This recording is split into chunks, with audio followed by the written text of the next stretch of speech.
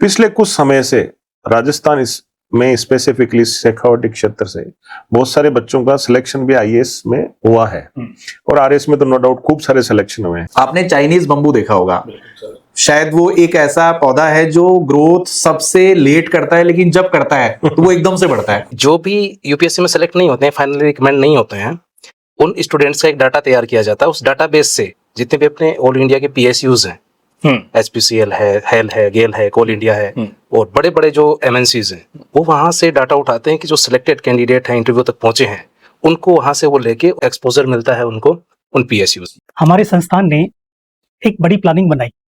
इस प्लानिंग का सबसे महत्वपूर्ण हिस्सा है कि जो बच्चे ग्रेजुएशन के साथ आईएएस की तैयारी कर रहे हैं, उनके ऊपर मेंटली स्ट्रेस ना आए।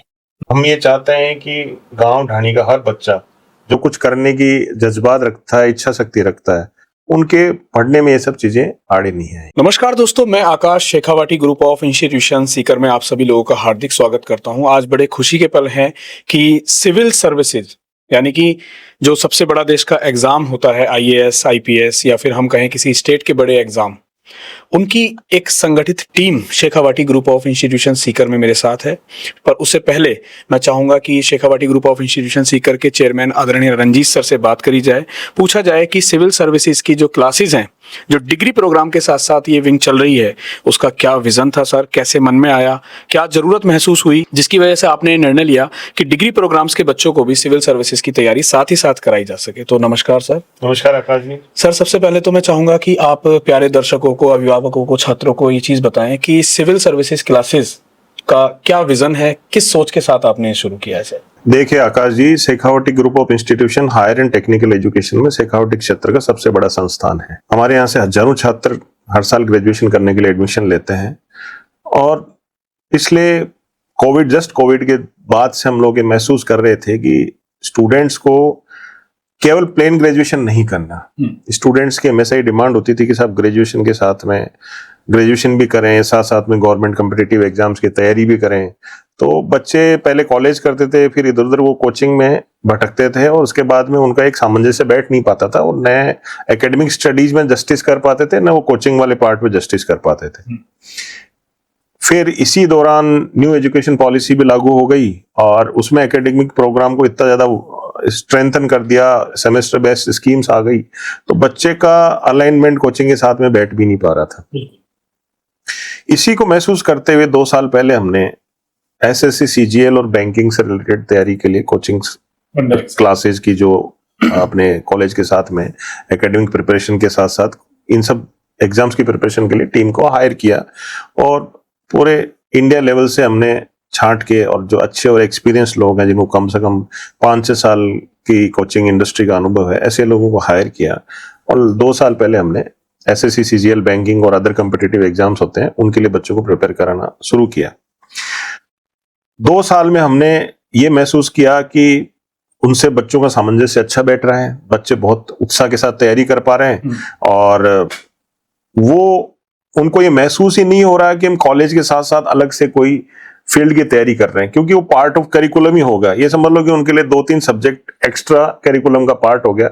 हमने डिजाइन भी उसको ऐसा किया कि जब यूनिवर्सिटी के सेमेस्टर एग्जाम्स हों तो उनकी कोचिंग्स की क्लासेस ऑफ हो जाएं और जब उनकी क्लासेस चलती रहें उसके साथ क्लासेस हो जाएं, टेस्ट के साथ टेस्ट हो जाएंगे और पूरा अलाइनमेंट एकेडमिक प्रोग्राम्स के साथ में हो गया।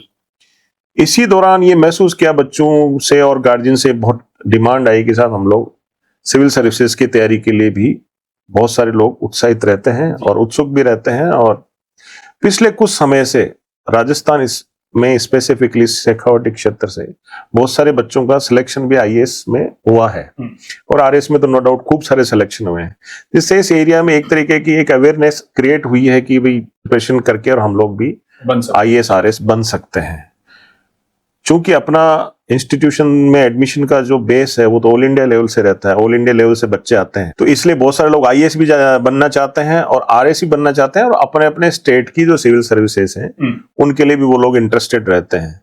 तो उसी हिसाब से फिर हमने सोचा और उसी हिसाब से फिर टीम उसी हिसाब से हमने हायर करी, जो बच्चों को आईएएस के साथ साथ आरएस तो मुख्य है ही, उसके अलावा अदर स्टेट्स के जो कॉम्पिटिटिव सिविल सर्विसेज के एग्जाम्स हैं उनकी भी वो तैयारी करा सकें। और हम लोगों ने इसमें काफी समय से रिसर्च करके, एनालिसिस करके, और ये फाइनली डिसाइड किया कि वो कोर्स करिकुलम इस हिसाब से डिजाइन हो कि वो एकेडमिक अलाइनमेंट उसका रहे। कोई पर्टिकुलर सब्जेक्ट है तो उस सब्जेक्ट को अगर फर्स्ट ईयर में ज्यादा इंपॉर्टेंस है तो वो एंट्रेंस एग्जाम के उस सब्जेक्ट को भी उसी ईयर में इंपॉर्टेंस दी जाए, जिससे क्या बच्चे को एक बर्डन महसूस नहीं हो और बच्चा उन सिविल सर्विसेज की तैयारी अच्छे से कर सके।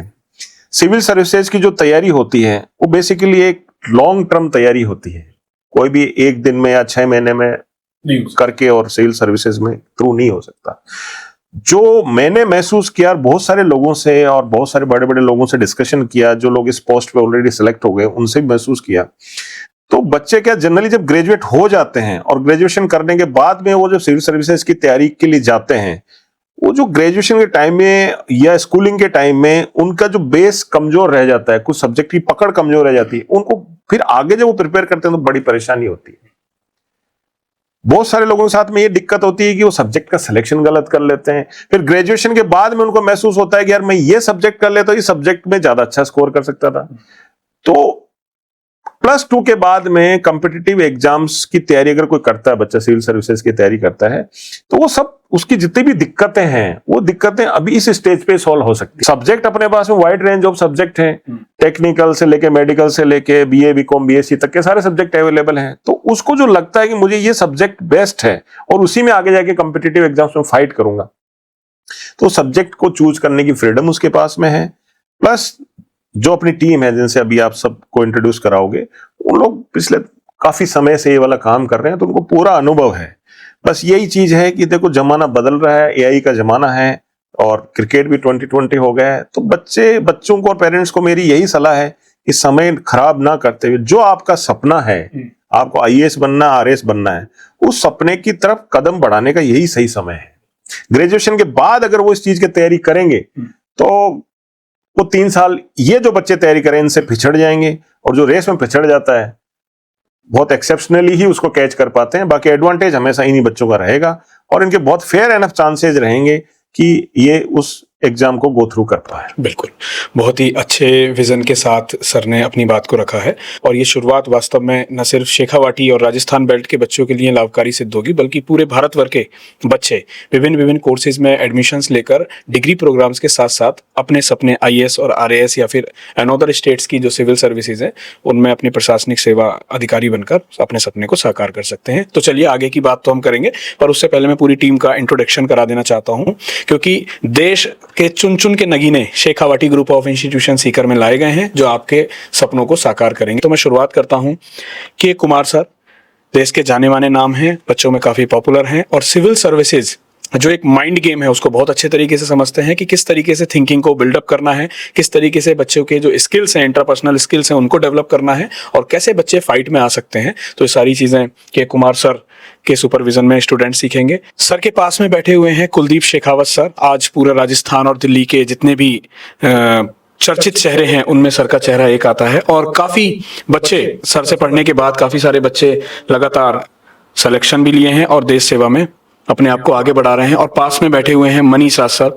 मनीष सर स्पेशली जो बढ़ता सब्जेक्ट्स है एथिक्स, जिसकी डिमांड लगातार बढ़ती चली जा रही है पिछले 10 वर्षों में अगर हम महसूस करें तो एथिक्स एक ऐसी चीज है जिसको बहुत अच्छे तरीके से सिविल सर्विसेज एग्जाम में पूछा जा रहा है और उसी के बिहाफ पर सिलेक्शंस हो रहे हैं। तो एथिक्स को देख रहे हैं, एथिक्स के एक्सपर्ट्स हैं। और पास ही बैठे हैं शैलेन गुप्ता सर जो आईटी दिल्ली एलुमनाई हैं और economics and science and tech में एक बड़ा चेहरा दिल्ली मुखर्जी नगर का रहे हैं। इन सभी के सुपरविजन में अभी और फैकल्टीज भी हैं जो अभी हमारे साथ मंच पर किसी कारणवश उपस्थित नहीं हो पाए हैं, क्लासेस वगैरह में एंगेज्ड हैं। तो पूरी टीम के साथ जब हम इस प्रोग्राम को आगे लेके चलेंगे तो बच्चे अपने लक्ष्य को भी प्राप्त करेंगे, अपने सपनों को भी पूरा करेंगे और देश का नाम भी रोशन करेंगे। तो इसी कड़ी में मैं सर से जानना चाहूंगा के कुमार सर, सबसे पहले तो आप ये बताएं कि जो सर का विजन है उसको आप मिशन के रूप में किस तरीके से ढालते हैं? देखिए सर, सबसे पहले मैं इसी पर डिस्कस कर लेता हूं कि हमारा जो अल्टीमेट मिशन है टीम का और इंस्टीट्यूट का, वो यही है कि जो एक गैप बन जाता है बच्चों में, एक ग्रेजुएशन के बाद में बच्चा तैयारी करता है और एक ग्रेजुएशन के साथ तैयारी करता है, तो बाद में कहीं वो बहुत ज्यादा टाइम लेता है, उसकी अप्रोच है वो डेवलप होने में समय लगता है। तो हम स्टार्ट से ही इस पर काम कर रहे हैं कि बच्चे का जो माइंड सेट है, बच्चे की जो स्किल्स हैं, वो डे 1 से हम इन्हांस करके चलें। उसकी जो अप्रोच है एग्जाम पर्सपेक्टिव से, जो करंट ट्रेंड है जो यूपीएससी भी पूछता है, आरपीएससी भी है, दोनों का जो करंट ट्रेंड है हम उसको फोकस करते हुए और यूनिवर्सिटी का जो सिलेबस है उसको अलाइन करते हुए बच्चे को एकेडमिक्स को स्ट्रॉन्ग करते हैं। बिल्कुल। और जब बच्चे का एकेडमिक्स स्ट्रॉन्ग होता है तो उसके बाद में उसका जो थिंकिंग कैपेसिटी है वो वाइड ब्रॉड लेवल की हो जाती है। साथ में इसको हम इस प्रकार से देखते हैं कि जब बच्चा पढ़ रहा है दैट टाइम पे उसके मन में बहुत सारे थॉट प्रोसेस चलते हैं। उसको सिविल सर्विसेज के लिए किस अप्रोच को लेके चलना चाहिए, किस प्रकार से उसको आंसर राइटिंग करनी चाहिए, किस प्रकार से उसको पर्सनालिटी डेवलपमेंट अपनी करनी चाहिए, इस सभी चीजों पे हम काम करते हैं। खास तौर पे हम लिंग्विस्टिक जो बैरियर है एक प्रकार से उस पर काम करते हैं। बिल्कुल। कि बच्चे को हिंदी मीडियम है तो कोई दुविधा नहीं होनी चाहिए, अगर इंग्लिश मीडियम है तो कोई दुविधा नहीं होनी चाहिए। हम इस पे काम करते हैं, हमारा ये अल्टीमेट मिशन है। और साथ में जो बच्चे की अप्रोच है वो डे वन से हम गवर्नमेंट अप्रोच पे काम करते हैं। यानी कि बच्चे को लॉजिकली सेट करना है। हाँ, उसको सरकार में जाना है तो डे वन से हम उसको इस प्रकार से एक्टिव रखते हैं हर एक्टिविटी में कि वो गवर्नमेंटल अप्रोच लेके चले। बिल्कुल, उसको आगे जाके पूरी लीडरशिप मिलने वाली है। दूसरी चीज ये है ना कि बच्चे में जो उत्साह है वो उत्साह अभी जो प्लस 2 के बाद रहेगा वो ग्रेजुएशन के बाद वो उत्साह नहीं रहता है। क्योंकि बच्चे की क्या है कि अभी उसके थॉट्स जो है ना वो बिल्कुल इनिशियल स्टेज की थॉट्स होती हैं और जो उसको जैसा वो सोचता है ना वो उस दिशा में पूरी तरह से लग जाता है। और वो वही चीज है, आर्मी वाली बात है, जो कमांड्स को फॉलो करे वो जल्दी सक्सेस पाता है। बहुत ही अच्छे तरीके से सर ने अपनी बात को रखा है कि जो सर के विजन के साथ सर ने अपना मिशन भी जोड़ दिया। शेखावत सर, जनरली अभिभावक इस चीज को जानना चाहते हैं कि, और बच्चे भी आजकल तो, क्योंकि बच्चे भी आजकल बहुत तेज हो गए हैं, 3 साल ये इतने महत्वपूर्ण साल होते हैं ग्रेजुएशन के, जिसके लिए बच्चों को डे वन से जब से वो स्कूलिंग में जाते हैं और सुनते हैं कॉलेज लाइफ को एंजॉय भी करना है, तो इन 3 साल में हम ऐसा क्या करने वाले हैं और ये 3 साल में तैयारी क्यों करनी चाहिए? इन दोनों सवाल के जवाब आप सब दें। अगर सर आपने जो सवाल पूछा ये बहुत सारे डायमेंशन लिए हुए हैं, तो मैं 2-3 डायमेंशन जो बेसिक हैं मैं उनको लेकर चलता हूं साथ में। आपने देखा होगा कि हर एक डिकेड के बाद चीजें बदलती है। बिल्कुल सही है। और जब दशक के साथ चीजें बदलती है, सोच बदलती है, अप्रोच बदलता है। इवन आपने देखा कि 1986 की पॉलिसीज के बाद तो हमने न्यू एनईपी जो है वो भी सरकार ने भी बदल दी जी। तो समय के साथ जब चीजें बदलती है तो अपेक्षाएं होती है कि समय के साथ हम भी अपने को अपडेट और अपग्रेड करें। यदि हम उसके अकॉर्डिंग नहीं है तो फिर कहीं ना कहीं हम दूसरों से प्रतियोगिता में, कंपटीशन में हम पिछड़ जाएंगे। आज का समय ऐसा है, पहले वाला समय ऐसा था, पेरेंट्स थोड़े कम अवेयर होते थे तो स्टूडेंट अपने स्तर पे जो स्ट्रगल करके, संघर्ष करके पहुंच पाते थे वो पहुंच जाते थे। आज पेरेंट्स थोड़ा सा अवेयर हो गए तो फिर उनकी जिम्मेदारी भी बनती है कि भाई अब अपनी अवेयरनेस के साथ अपने बच्चे को, स्टूडेंट को भी आगे लेकर जाएं। अब समस्या आती है, पहले जो शुरुआत ग्रेजुएशन होने के बाद, पीजी होने के बाद, इवन कई बार तो देखने में आता था कि पीएचडी कंप्लीट हो गया उसके बाद कैंडिडेट सोचता था कि मैं सिविल दूं, उसके बाद वो कोशिश करता था तो उसके पास अटेम्प्ट लिमिट और एज लिमिट वो इतनी सी बस्ती थी कि जब तक वो समझ पाता तब तक उस रेस से बाहर हो जाता। और कहीं ना कहीं सामाजिक और पारिवारिक जिम्मेदारियां भी हावी हो जाती। जिम्मेदारियां आप देखेंगे इस एज के आने के बाद, क्योंकि आप देखेंगे ग्रामीण परिवेश रहा है तो एक समय के बाद हमारे यहाँ विवाह हो जाते हैं तो उसके बाद वो सोच विचार भी समाप्त हो जाता है। अब ये जो प्रोग्राम हमने जो डिजाइन किया है, सर की जो सोच है और एकेडमिक्स के साथ जो हमने अलाइन किया उसे, तो जैसा आपने पूछा कि 12वीं के बाद ऐसा क्या, तो एक डायमेंशन हमने डिस्कस किया। दूसरा, 12वीं के बाद स्टूडेंट इतना समझदार हो गया है कि अब उसे क्या करना है, उसने ये समझ लिया, पेरेंट्स ने ये जान लिया, उसे किस तरफ डालना है। तो ऐसी कंडीशन में 12वीं के बाद जो मिनिमम एसेंशियल क्वालिफिकेशन सिविल के लिए होती है वो ग्रेजुएशन होती है। तो 12वीं के बाद स्टूडेंट तय करता है कि उसे सबसे पहले कि किस कोर्स में जाना है, तो वो अपने इच्छा, अपनी अभिरुचि के अनुसार, करियर के ऑप्शन के अकॉर्डिंग, इंटरेस्ट के अकॉर्डिंग, वो अपनी हॉबी के अकॉर्डिंग, वो सारे देखने के बाद वो अपनी स्ट्रीम चूज करता है कि मुझे टेक में जाना है, मैनेजमेंट में जाना है, लॉ में जाना है, ह्यूमैनिटीज में जाना है, कॉमर्स में जाना है, बेसिक जनरल साइंस में जाना है, और भी डिफरेंट डायमेंशन जो अपने स्टडीज के हैं वो अपना डिसाइड करता है। उसके बाद कहीं ना कहीं कुछ स्टूडेंट्स के मन में पहले और कुछ स्टूडेंट्स के मन में ये बाद में होता है कि ये सब करने के बाद मुझे बैकअप प्लान के रूप में ये रखना है, लेकिन कहीं ना कहीं मुझे इस देश से, इस राज्य से या डिफरेंट स्टेट से जुड़ी हुई जो प्रशासनिक सेवाएं हैं, सर्विसेज हैं, मुझे कहीं ना कहीं वहां जाना है। वो देखता है, वो चार्म देखता है, वो वहां एक्सपोजर देखता है, वो वहां पर डायमेंशन देखता है काम करने की कि मैं विभिन्न आयामों में काम कर सकता हूं। अब सबसे बड़ी समस्या होती है कि 12वीं के बाद जब उसने अपना कोर्स ऑप्ट कर लिया, अब उसके सामने ये कि भाई अब लेने के बाद तो मुझे सिर्फ यही करना है, अब यही करना है। तो अब जो समय वो ऐसा है कि आपको दिन के 24 घंटे में से समय चुराना पड़ेगा दूसरे के लिए, ताकि आप बाकी लोगों से आगे जा सकें। तो कंपैरिजन नहीं करते हुए हम शेखावटी ग्रुप में शुरू करने का जो सर का एम था, जो मिशन था, वो यही था कि भाई बच्चा जब एक छत के नीचे इतने सारे कोर्सेज में आ गया है और कहीं ना कहीं उसकी डिजायर है सिविल में जाने की, कहीं ना कहीं उसकी इच्छा है, तो वो यहीं रहे।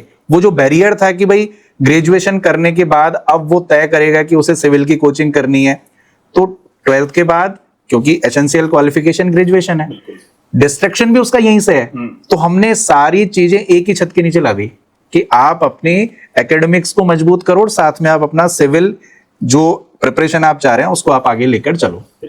अब स्टूडेंट ने डिफरेंट कोर्स पे एडमिशन लिया, सुबह वो अपनी क्लासेस में है, उसके बाद हमने उसको एक ब्रेक दिया है, ब्रेक के बाद में फिर हमने इवनिंग के जो शिफ्ट है उसमें हमने सिविल की क्लासेस शुरू की। अब मैं यहाँ पर 2 टर्म यूज करूंगा। आपने चाइनीज बम्बू देखा होगा, शायद वो एक ऐसा पौधा है जो ग्रोथ सबसे लेट करता है, लेकिन जब करता है तो वो एकदम से बढ़ता है। तो अब वो जो 20-22 साल हमने उस पर जो काम किया, वो जो अंदर अपनी ग्रोथ ले रहा है, वो उस माहौल के अकॉर्डिंग डेवलप हो रहा है, वो दिख नहीं रहा है। हमको कब दिखेगा? जब वो 1 साल में दिखाई देगा।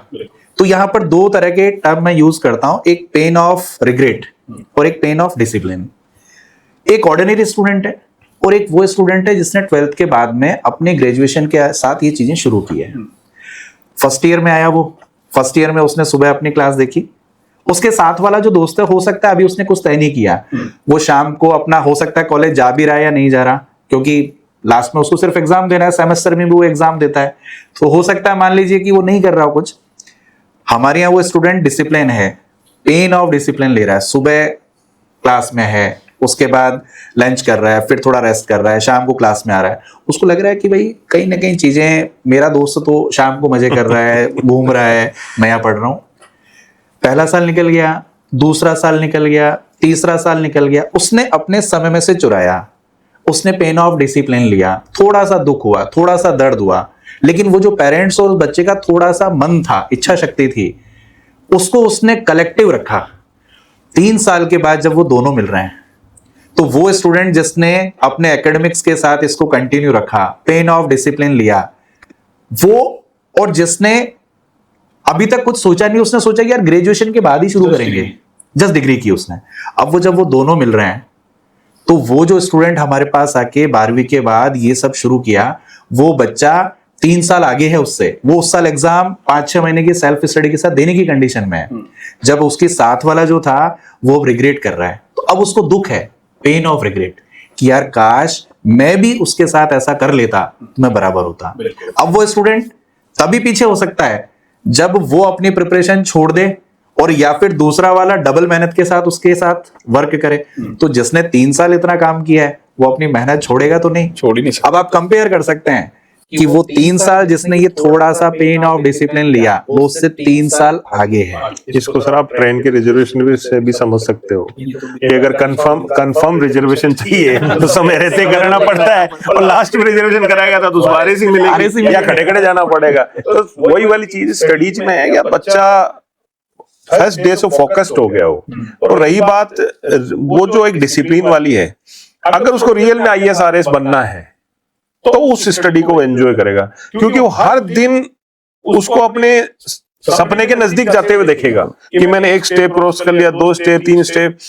जैसे उनके हर 7 दिन से या 15 दिन से टेस्ट होंगे, वो भी तो आप उसी पैटर्न पे कराएंगे ना, जिस पैटर्न पे सिविल सर्विसेज के एग्जाम होते हैं। तो वो अपने आप को इवेल्युएट करेगा, और वो अच्छा करेगा तो उसको एक सेंस ऑफ सेटिस्फेक्शन भी उसके अंदर क्रिएट होगा कि मैं करने जा रहा हूँ। और जब अपन जो चीज मेरा सपना है और मैं वो काम करता हूँ, तो सेंस ऑफ डिसिप्लिन के साथ साथ सेंस ऑफ जॉय भी आता है।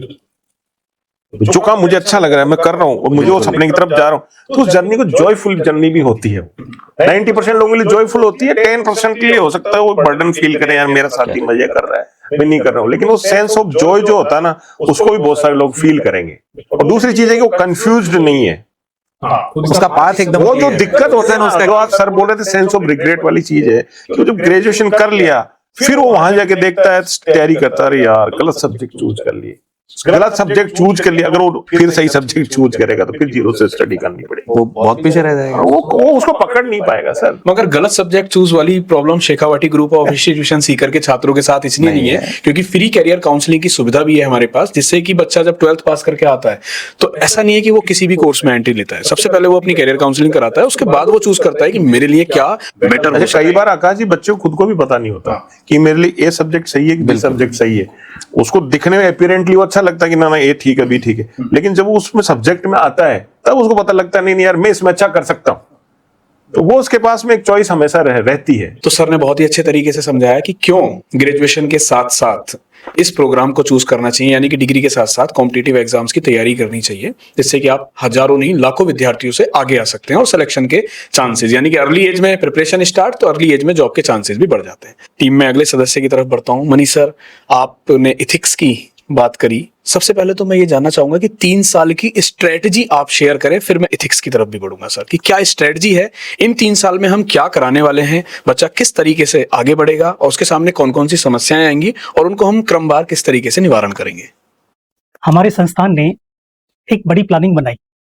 इस प्लानिंग का सबसे महत्वपूर्ण हिस्सा है कि जो बच्चे ग्रेजुएशन के साथ IAS की तैयारी कर रहे हैं उनके ऊपर मेंटली स्ट्रेस ना आए, उनके ऊपर पढ़ाई का दबाव ना आए। इसके लिए हम लोगों ने लीव और वेकेशन का एक महत्वपूर्ण पहलू बनाया है। इस लीव एंड वेकेशन के अंतर्गत हमने 5 दिनों की क्लासेस बच्चों के लिए रखी है। मंडे टू फ्राइडे ये क्लासेस होंगी, 2 बजे से लेकर 5 बजे के बीच में 3 घंटे की क्लासेस होगी। साथ ही सैटरडे और फ्राइडे बच्चे के लिए छुट्टी के दिन होंगे, प्लस जो नेशनल हॉलीडेज हैं वो भी बच्चों को मिलेंगे। इन छुट्टियों के दौरान बच्चे अपने आप को तैयार कर सकते हैं अगली क्लास के लिए, जो भी पढ़ाई की अपडेशन है वो कर सकते हैं, उनके ऊपर किसी प्रकार का स्ट्रेस नहीं आएगा। इसके साथ में हमने सेमेस्टर के खत्म होने के बाद स्पेशल वेकेशन का प्रोग्राम भी रखा है, ताकि वो अपने सेमेस्टर की तैयारी कर सके और अच्छे से एग्जाम दे सके। ऐसा ना हो कि कॉलेज की तैयारी के साथ सिविल सर्विसेज की तैयारी प्रभावित हो या सिविल सर्विसेज की वजह से कॉलेज की तैयारी प्रभावित हो। साथ में हमारी संस्था के अंतर्गत college, coaching, library, sports ground, yoga, digital library, इन तमाम चीजों की सुविधाएं हैं। साथ ही साथ हॉस्टल्स भी सर। और हॉस्टल्स भी है, बिल्कुल बिल्कुल, बहुत महत्वपूर्ण पहलू आपने बता दिया। इससे क्या कि बच्चे के समय की बचत होती है, बच्चा एक ही कैंपस के अंदर सारी की सारी सुविधाओं का उपयोग कर सकता है, तो समय की बचत हो गई। इस बीच जब भी कॉलेज और कोचिंग की जो क्लासेज हैं इसके बीच में वो आराम भी कर सकता है, रेस्ट भी कर सकता है। इस प्रकार की सुविधाएं भी उस बच्चे को मिलेगी। साथ ही मैं ये भी कहना चाहूंगा कि इन बच्चों के लिए हमारी तरफ से कुछ ऐसे प्रोग्राम से करवाए जाते हैं ताकि इन बच्चों को किसी भी प्रकार का स्ट्रेस ना हो। मैं जैसे नीति शास्त्र का टीचर हूं, हमारे सिलेबस में ये है कि स्ट्रेस को मैनेज कैसे करें, हाउ टू मैनेज इट। बिल्कुल बिल्कुल, भगवत गीता हमारे सिलेबस में ही, RPSC के सिलेबस में यही। साथ ही योगा के टॉपिक्स भी हैं। तो ये उन बच्चों को एक टीचिंग में पढ़ाया जाएगा कि जीवन में आने वाली समस्याओं को कैसे मैनेज करें। तो यहाँ एक तो हमारे पूरे प्लान का ये कोर बिंदु है। बीच में फैशन चल पड़ा था कि आप कॉलेज प्राइवेट कर लो और कोचिंग कर लो, डमी वाला। बिल्कुल, वो सबसे गलत कॉन्सेप्ट था। और वैसे जिन लोगों ने किया उनके आप सफलता का प्रतिशत देख लो बहुत कम रहा होगा, क्योंकि जब आप कॉलेज से आउट हो गए और खाली आप कोचिंग तक सीमित हो तो आपका जो एक माइंड खुलना चाहिए, जो उसमें एक सेंस ऑफ रेस्पॉन्सिबिलिटी कहें या सेंस ऑफ टुगेदरनेस कहें, वो सब चीजें तो आई नहीं। ठीक है ना, जब आप लोगों से मिलोगे नहीं, उस माहौल में जाओगे नहीं, उस माहौल को सेंस नहीं करोगे, पर आप खाली घंटा 2 घंटा 3 घंटा कोचिंग जाके आ जाओगे। क्योंकि देखो लर्निंग मॉर्निंग उठने से लेकर रात को सोने तक चलती है, वो क्लासरूम तक या टीचर तक सीमित नहीं है। वो बच्चों में मिलेगा तो ही 5 चीजें सीखेगा, कोई टॉपिक्स डिस्कशन होंगे तो भी चीजें आएंगी। कॉलेज में बहुत सारे एक्स्ट्रा करिकुलर एक्टिविटीज होती है, वो भी उतनी इंपॉर्टेंस रखती है। कई बार सुनने में आता है कि एक आदमी 5 बार 4 बार 3 बार इंटरव्यू तक चला गया, इंटरव्यू में जाके फेल हो गया। उसने एकेडमिकली अपने आप को खूब साउंड कर लिया, थ्योरेटिकली खूब साउंड हो गया, लेकिन पर्सनालिटी वाइज अगर वो डेवलप नहीं हो पाया। पर्सनालिटी ऐसी चीज नहीं है कि जो बंद कमरे में डेवलप की जा सके, उसके लिए उसको लोगों से मिलना पड़ेगा, लोगों के बीच में जाना पड़ेगा। तो वो पेरेंट्स को और बच्चों को ये भी समझना पड़ेगा कि कॉलेज भी उतनी ही जरूरी है। बिल्कुल सही बात है सर। भाई एक टाइम का ट्रेंड था कि लोग जेएनयू या दिल्ली यूनिवर्सिटी में जाते थे और वो इसलिए सिलेक्शन सबसे ज्यादा होते थे। उसका क्या कारण था? उसका कारण था वहां का माहौल, वहां का एटमॉस्फेयर, एक्सपोजर था। और वो एक्सपोजर मिलने के साथ में एक एवरेज गांव का बच्चा भी बहुत अच्छा सक्सेस पा लेता था, क्योंकि जब अपन लोगों के बीच में रहेंगे तो ही तो सीखेंगे ना। आप सुबह से शाम तक सीखते हैं। तो वो जो सबसे बड़ी गलती लोगों ने करी कि बस कॉलेज तो क्या है, डिग्री की क्या वैल्यू है साहब, बीए बीकॉम बीएससी करना है, वो तो वैसे भी डिग्री में मिल जाएगी। अरे भाई, डिग्री की वैल्यू नहीं है, वैल्यू उस माहौल की है, वैल्यू उस चीज की है जब आप वहां कॉलेज में जाके डे टू डे बेसिस पे सीख रहे हो। कॉलेज में आप प्रोग्राम कर रहे हो, उसमें भी सीखते हो, वो सब चीजें भी सीखते हो, सारी चीजें करते हो। तो लोगों ने क्या है कि उसको जोमेटो और स्विगी बना लिया, बस होम डिलीवरी कर लो। होम डिलीवरी से हर चीज नहीं होती है। आप एक किसी रेस्टोरेंट में खाना खाने जाते हो या किसी 5 स्टार होटल में खाना खाने जाते हो, तो वो खाना तो आप घर पे भी खाते हो। वहां क्या देखते हो स्पेसिफिकली?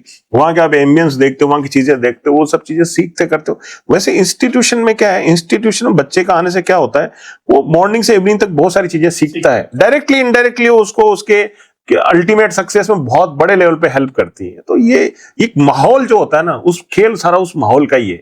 तो बच्चा जब कॉलेज के साथ कंपटीशन करता है ना, तो एक खुशनुमा माहौल में वो तैयारी करता है, और हैप्पीनेस के साथ कोई भी चीज की जाती है तो उसका रिजल्ट 3 से 5 गुना होता है। अच्छा, मैं सर की बात में ऐड करता हूँ कुछ चीजें।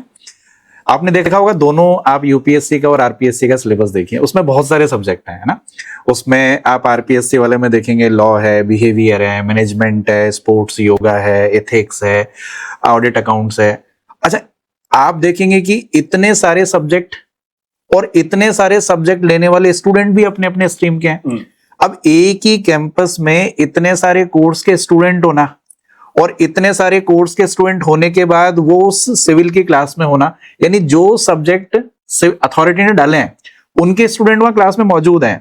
तो एक सिंपल ह्यूमैनिटीज वाला स्टूडेंट देख रहा है, अच्छा मैनेजमेंट वाला बच्चा ऐसा होता है तो मुझे अब इस मैनेजमेंट वाले से क्या लेना है, मेरा नेक्स्ट क्वेश्चन भी यही होने वाला है। अच्छा मेरा लॉ वाला स्टूडेंट बेटा, अच्छा लॉ वाला ऐसा होता है, तो लॉ वाला इस तरह से प्रिपेयर करता है, तो मुझे लॉ वाले से क्या सीखना है, मुझे साइंस टेक वाले से क्या सीखना है, मुझे ह्यूमैनिटीज वाले से क्या सीखना है। तो आप देखेंगे उसका 24x365 डायमेंशन जो डेवलपमेंट है वो उस क्लासरूम में हो रहा है। क्यों? इस कैंपस में इतने सारे कोर्सेज ने उसको ये स्कोप दिए। तो ये एडवांटेज है। माहौल का बहुत फर्क पड़ता है। हमारे नॉन में एक नॉन थे, वो यूएस चले गए। और पुराने जमाने की बात है, 30-40 साल पहले। उनकी वाइफ थी, वो बिल्कुल अनपढ़, कुछ नहीं आता उनको, हिंदी भी नहीं बोलने आती ढंग से। अब वो भी यूएस उनके साथ चले गई। अब आज आप उनसे मिलो तो आपको लगेगा कि ये तो यूएस सिटीजन है। तो मतलब उन्होंने कोई फंडामेंटल डिग्री नहीं ली, लेकिन माहौल से वो इतना ऐसा सीख गए, उनके सब चीजें। तो ये माहौल का ही तो खेल है दुनिया में, यही एम्बियंस तो फर्क डालता है। सर, एक बहुत ही महत्वपूर्ण question, Shekhawati group of institution Sikar में लगभग 35+ कोर्सेज हैं, जिसमें प्रमुख मुख्यतः वेटनरी साइंसेज के कोर्सेज, मेडिकल के कोर्सेज एंड इंजीनियरिंग है, लॉ है, बीसीए, एमसीए, बीबीए, एमबीए इत्यादि।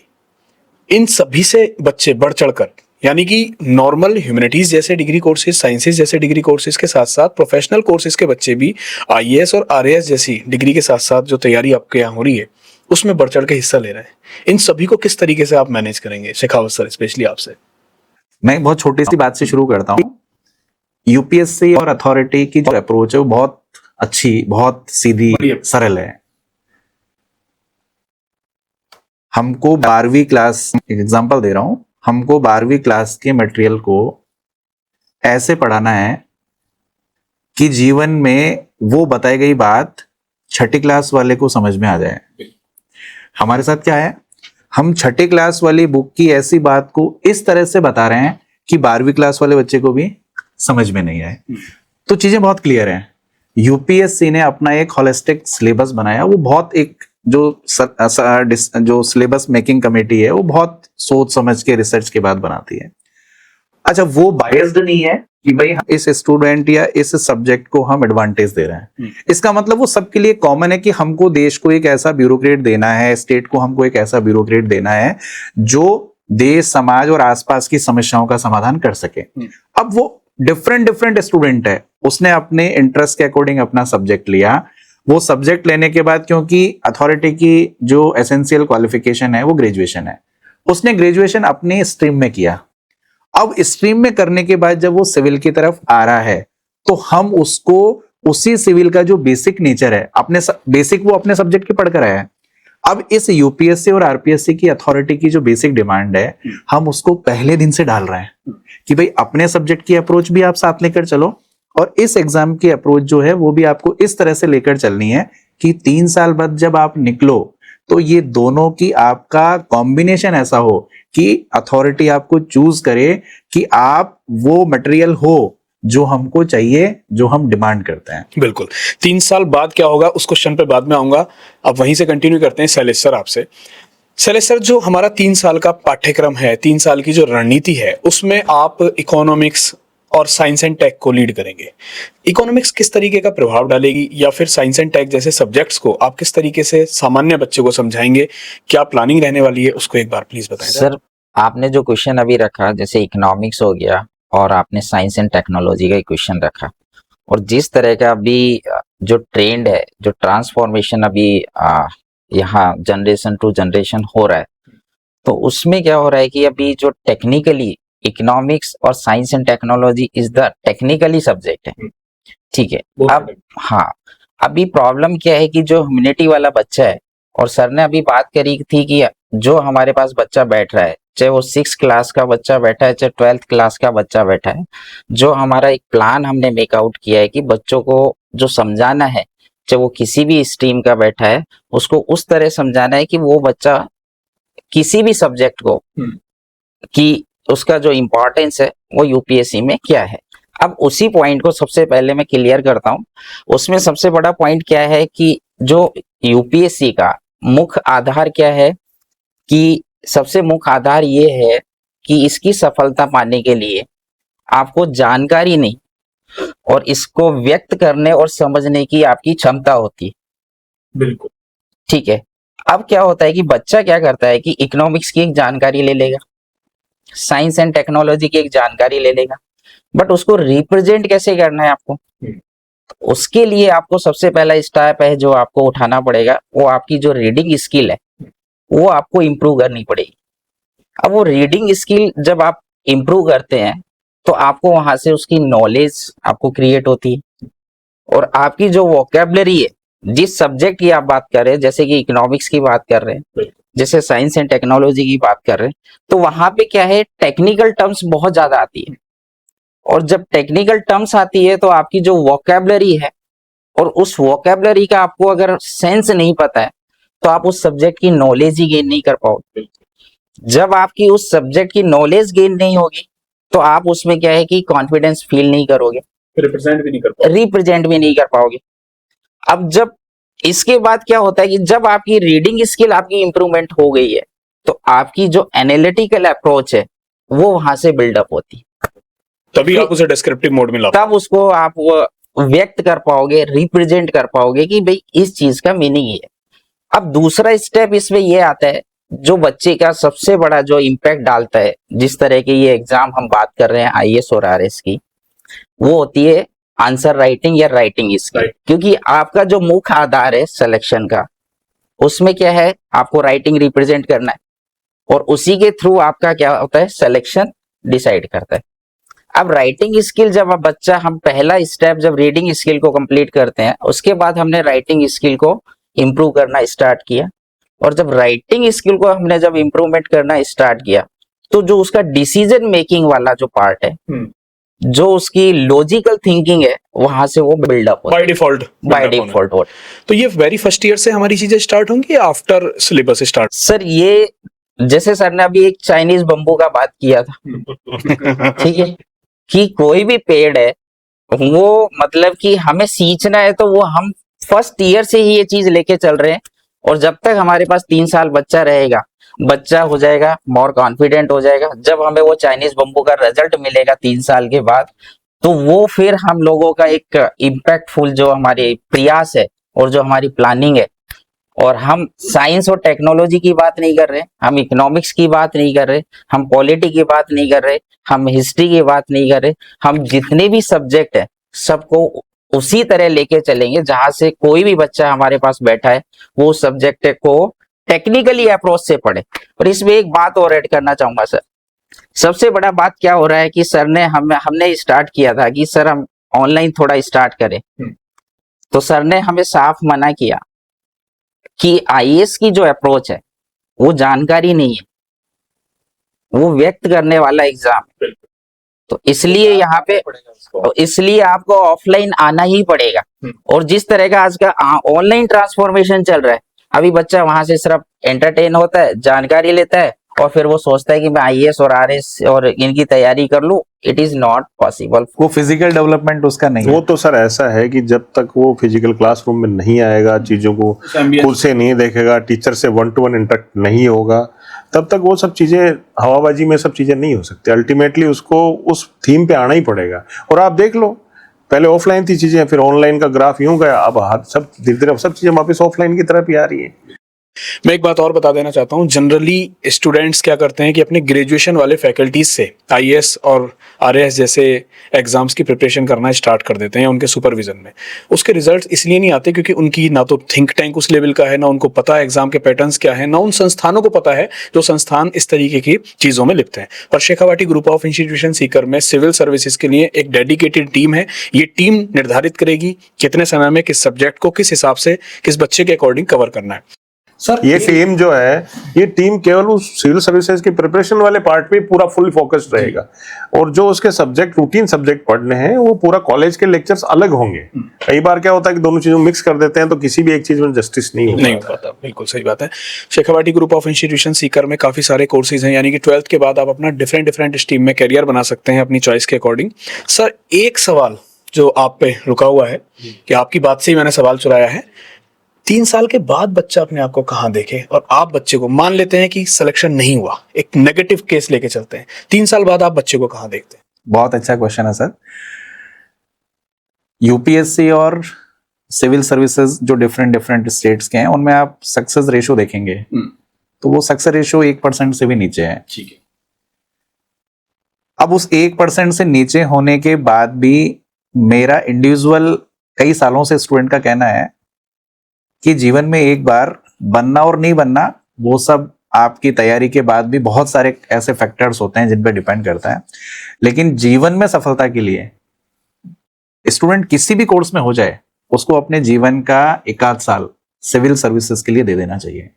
सिलेक्शन होता है तो वो उस तरफ है, लेकिन नहीं हुआ तो भी वो जीवन के जिस क्षेत्र में जाएगा वो उस क्षेत्र में सफल होगा। अब आपने जैसे प्रश्न पूछा कि 3 साल उसने हमको दिया, अपना एकेडमिक्स उसने कंटिन्यू किया, इस 3 साल के बाद वो अपने को कहां दिख रहा है। तो मैंने इस क्वेश्चन का पहला एक एस्पेक्ट बताया कि इस एग्जाम्स में सक्सेस रेट भले ही कम हो, लेकिन इस एग्जाम की तैयारी के साथ क्या क्या चीजें जुड़ी हुई हैं, उनके लिए स्टूडेंट्स के बारे में जो चीजें उस तक नहीं पहुंचती है, हम यहां उन 3 सालों में उस तक वो भी पहुंचा रहे हैं। जैसे इसका जो बेस है वो है कि भाई आपको देश दुनिया के बारे में चीजें पता होनी चाहिए। तो हम कोशिश कर रहे हैं कि ऐसे न्यूज़पेपर्स, मैगजीन जो स्टूडेंट के अप्रोच से बाहर है, जिनको पढ़ना होता है, या फिर लैंग्वेज बैरियर कहीं बना हुआ है उसका, तो हम उसको उस कंफर्टेबल लैंग्वेज में बना करके उस तक लेकर आ रहे हैं। उसका जीएस वाला पार्ट अच्छा हो रहा है। अब यदि स्टूडेंट शुरुआत में जा रहा है, अपनी लैंग्वेज पे काम कर रहा है, पहले उसने हिंदी पे किया या इंग्लिश पे किया, एरर फ्री लैंग्वेज हुई, पहले साल से उसने काम किया, 2 साल उसने प्रैक्टिस की, हर सेमेस्टर में वो 15-50 100 में, 50 और 100 में, 150 और 250 में लिख रहा है। तो यहां जो हमने सिविल में उसको अप्रोच दी, जहां पे क्वेश्चन मार्क लगा वहीं से लिखना शुरू करना, 1857 की क्रांति के परिणाम लिखने। अब उसने लिखा सिर्फ परिणाम, स्टूडेंट लिखता है पूरी क्रांति का वर्णन, परिणाम लिखेगा 15 शब्दों में, मार्क्स की अपेक्षा करेगा बहुत सारी। तो वो जो लास्ट वाले वर्ड है उस पे हम काम कर रहे हैं। एक्सप्लेन करो, विवेचना करो, व्याख्या करो, समालोचनात्मक मूल्यांकन करो, आलोचनात्मक मूल्यांकन करो, लेख लिखो। ये शब्द तय करते हैं कि आदि जो बॉडी क्वेश्चन की है वो क्या है। स्टूडेंट को यही पता नहीं होता उस वर्ड का मीनिंग क्या है, उसको जो ध्यान में है वो उसने लिखा। क्यों? ये बताने वाला नहीं था। ये सारा जब उसने प्रोसेस में सीख लिया, अपनी तैयारी की, और फिर भी इस तरफ नहीं हुआ, तो उसके साथ साथ ऐसे बहुत सारे एग्जाम है, जैसे यूपीएससी के लिए आपने प्रिपेयर किया 3 साल में, 3 साल के बाद जब आपको लगता है कि नहीं यूपीएससी देने में भी साल भर बाकी है, आपके पास में यूपीएससी के ही 2-3 और एग्जाम है, आप सीडीएस दे सकते हो, कमांड डिफेंस सर्विसेज में आप डिफेंस सर्विसेज में जा सकते हो। लिखना, बोलना, पढ़ना आपने जीडी करना सिखा दिया, आपने फिजिकली अपनी बात को एक्सप्रेस करना सिखा दिया, आपने 5 लोगों के सामने उसको अपनी बात को राइट वे में रखना सिखा दिया, तो वो जीडी में उसको हेल्प कर रहा है एसएसबी में। तो आपने ओवरऑल जो डेवलपमेंट किया, यूपीएससी नहीं भी हो रहा है उसके सामने एक ऑप्शन खुला हुआ है, सीडीएस हो गया, सीएपीएफ का असिस्टेंट कमांडेंट उसके लिए खुला हुआ है, आरबीआई का बी ग्रेड ऑफिसर इकोनॉमिक्स अच्छा हुआ उसके लिए खुला हुआ है, डिफरेंट एजेंसीज हैं उनके साथ यूएनओ हो गया और बड़े स्कोप हो गए, वहां पर वो इंटर्नशिप के लिए जा सकता है, वो ऑप्शन खुले हुए हैं। राजस्थान के बहुत सारे एग्जाम से वो शुरू कर सकता है कि उसको लगता है कि भाई मेरा स्टेट राजस्थान जी के अच्छा हो गया, बाकी सब चीजें अच्छी हो गई है, वो एसएससी की तरफ मूव कर सकता है, जीएस उसका स्ट्रांग है, मैथ्स रीजनिंग उसको प्रिपेयर करा रहे हैं, साथ में राजस्थान का पीएसआई हो गया, ईओआरओ हो गया, और जो डिफरेंट एग्जाम्स हैं राजस्थान के उनमें वो अपीयर हो सकता है। यानी वो 3 साल के बाद स्टेप बाय स्टेप वो चूज करे, सिलेक्शन होने के बाद ज्वाइन करना नहीं करना वो उसका कॉन्फिडेंस का पार्ट है कि भाई हाँ मेरा सिलेक्शन हुआ, मैंने छोड़ दिया, क्यों? क्योंकि मेरा टारगेट था सिविल सर्विसेज में जाना। तो उसके पास इतने सारे ऑप्शन है कि यदि 3 साल उसने सिंसियरिटी के साथ, अप्रोच के साथ, टीचर्स के साथ मिलकर काम किया, तो जीवन में वो करियर की तरफ से पीछे रहने वाला नहीं है। वो कहीं ना कहीं उसका सिलेक्शन हो ही होगा ही जाएगा। होगा। बिल्कुल, वो 1% में नहीं तो 5% में तो 100%। मतलब लास्ट में ये है कि जब वो फाइनल ग्रेजुएशन करके निकलेगा तो वो इतना कैपेबल हो जाएगा कि उसको अपना कैरियर है वो किस डायरेक्शन में लेके जाना। इवन मैं तो कहता हूं सर, जैसे मैं 2-3 बहुत अच्छे, क्योंकि उस फील्ड तक जुड़ाव रहा, तो बहुत सारे ऐसे लोग जिन्होंने प्रोफेशनली जर्नलिज्म नहीं किया था लेकिन सिविल सर्विसेज में आए, उसके बाद वो न्यूज़पेपर में रेगुलर आर्टिकल्स लिखना, कॉलम्स लिखना, जर्नलिज्म में इंटरव्यूज लेना, इवन वो एक तरह से सक्रिय जर्नलिज्म जो है उसमें आज बहुत अच्छी भूमिका निभा रहे हैं। सौरभ उनमें से एक है। तो आप यदि यूपीएससी को आपने समझ लिया, आरपीएससी को समझ लिया, उन सब्जेक्ट को समझ लिया, आप जीवन के किसी भी क्षेत्र में जहां आप अपना क्षेत्र चयन करेंगे वहां आप कुछ ना कुछ बेहतरीन करके ही रहेंगे। इसमें एक चीज सर मैं और ऐड करना चाहूंगा, जैसे यूपीएससी सिविल सर्विसेज की एग्जाम जो कैंडिडेट देता है, जो स्टूडेंट देता है, उसके लिए यूपीएससी ने एक इनिशिएटिव और लिया है, एक पोर्टल बनाया है सेपरेट से, कि जो भी यूपीएससी में सेलेक्ट नहीं होते हैं, फाइनली रिकमेंड नहीं होते हैं, उन स्टूडेंट्स का एक डाटा तैयार किया जाता है। उस डाटा बेस से जितने भी अपने ऑल इंडिया के पीएसयूज हैं, एचपीसीएल है, हेल है, गेल है, कोल इंडिया है, और बड़े बड़े जो एमएनसीज हैं, वो वहां से डाटा उठाते हैं कि जो सिलेक्टेड कैंडिडेट हैं, इंटरव्यू तक पहुंचे हैं, उनको वहां से वो लेके एक्सपोजर मिलता है उनको उन पीएसयूज। ये बहुत अच्छी बात बताई सर ने, ये अभी इनिशिएट किया है गवर्नमेंट ने, बहुत बढ़िया इनिशिएटिव है। बिल्कुल अच्छी बात है। तो कुल मिला के राजस्थान के ही नहीं बल्कि देश भर के बच्चों का स्वर्णिम भविष्य बनाने के लिए शेखावाटी ग्रुप ऑफ इंस्टीट्यूशन का ये कदम बहुत ही लाभकारी सिद्ध होने वाला है। और मैं तो स्पेशली सर का नहीं बहुत बिल्कुल, बहुत इसके आभार लिए व्यक्त करूंगा कि सर ने इस एक पूरे बच्चों के लिए शेखावाटी सोच- के लिए हाँ, सर का ये जो इनिशिएटिव है, ये पूरे शेखावाटी के लिए एक बहुत अच्छा कदम है। बिल्कुल, क्योंकि पैसा भी वेस्ट होता है, टाइम भी वेस्ट होता है, समय रहते अगर एक सही गाइडेंस मिल जाए तो दोनों की सेविंग होती है और और life वो भी set इन्वेस्ट हो जाता है, इन्वेस्ट हो जाता है, वेस्ट की जगह इन्वेस्ट हो जाता है, हाई रिटर्न। एजुकेशन में किया गया इन्वेस्ट वो सबसे अच्छा रिटर्न देता है। बिल्कुल सर, और बहुत दूसरी अच्छी- चीज सर ये है कि जो एक एग्जाम है ये सिविल सर्विसेज की, ये केवल एक नौकरी के लिए नहीं है, ये केवल एक किताबी ज्ञान की परीक्षा नहीं है, ये ओवरऑल पूरी पर्सनैलिटी की टेस्ट है। बिल्कुल पूरी पर्सनैलिटी का ऐसे टेस्ट होता है। बिल्कुल। कोई एक सभ्य इंसान बन जाता है, एक अच्छा इंसान, सोशलाइज्ड, वो सिविलाइज्ड बन जाता है। आपको बात करके मजा आएगा उनके साथ, जैसे वो जीवन में कुछ भी करेंगे वो हमेशा सक्सेसफुल ही रहेंगे। जैसे मुझे भी आप लोगों के साथ बात करके अच्छा लग रहा है। एग्जैक्टली। सर एक सबसे बड़ी समस्या, क्योंकि हमारा ग्रामीण परिवेश है, ग्रामीण क्षेत्र से भी बच्चे आते हैं, कुछ आर्मी वाले बच्चे भी आते हैं सैनिक परिवारों से, एक स्कॉलरशिप की सुविधा Shekhawati group of institution Sikar में है, मार्क्स के बिहाफ पर भी, आर्थिक आधार पर भी, तो उसके बारे में मैं चाहूंगा कि चंद शब्द में- मेरिटोरियस जो भी बच्चे हैं, जी बस जो आर्थिक रूप से संपन्न नहीं है, वो संस्था में आके अपना आवेदन करें और नियम अनुसार उन पे विचार करके डेफिनेटली उनको स्कॉलरशिप दी जाए। बिल्कुल, चलिए बहुत हम ये चाहते हैं कि गांव ढाणी का हर बच्चा जो कुछ करने की जज्बात रखता है, इच्छा शक्ति रखता है, उनके पढ़ने में ये सब चीजें आड़े नहीं आए। अगर वो उनकी इच्छा शक्ति मजबूत है, डिटर्मिनेशन स्ट्रांग है, एकेडमिकली तो देखो अपने आप को उनको प्रूव करना पड़ेगा, उसके बाद में संस्थान हर तरीके से उनकी सहायता करेगी। बिल्कुल।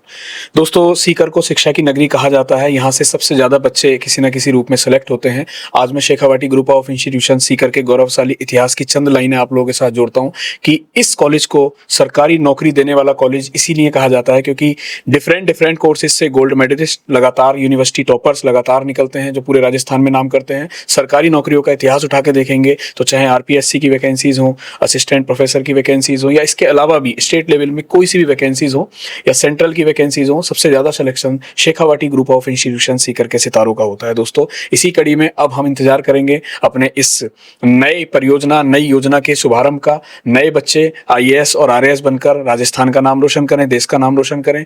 फिर मुलाकात करेंगे ऐसे ही किसी इंफॉर्मेटिव वीडियो में। तब तक के लिए अपना ध्यान रखें। Bye bye, take care, love you guys.